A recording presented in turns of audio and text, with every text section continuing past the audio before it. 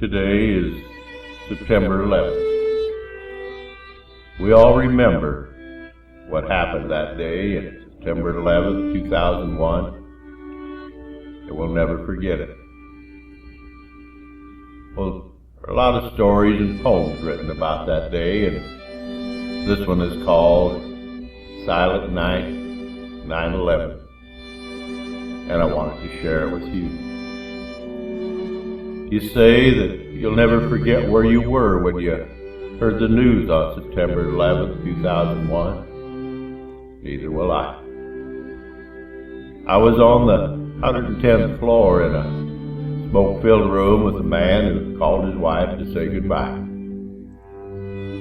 I held his fingers steady as he dialed, and I gave him the piece to say to her, "Honey, I'm not going to make it, but it's okay, I'm ready to go."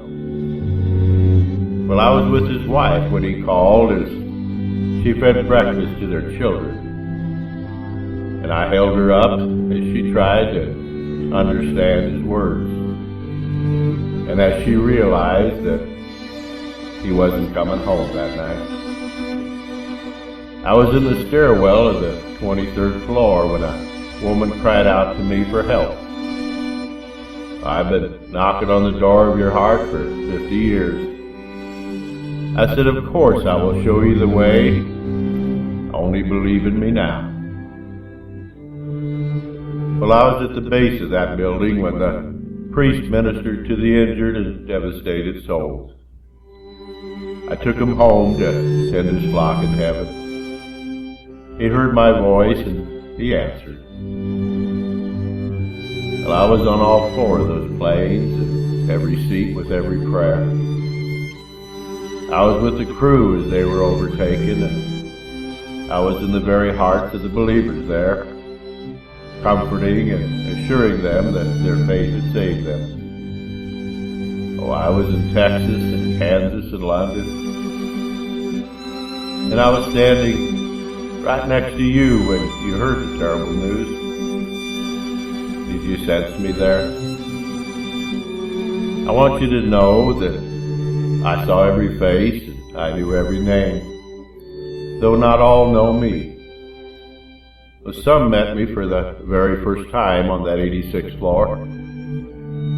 Some sought me with their last breath, and some couldn't hear me calling through the smoke of the flames. "Come to me this way, take my hand." And some chose for the final time to ignore me, but I was there. Well, I did not place you in the building that day, and you may not know why, but I do. However, if you were there in that explosive moment in time, would you have reached for me? Well, September 11th, 2001 was not the end of the journey for you, but someday your journey will end and I'll be there for you as well. So seek me now while I may be found. Then at any moment you know you're ready to go, and I will be in the stairwell of your final moments. And most of all, just remember, I love you. God.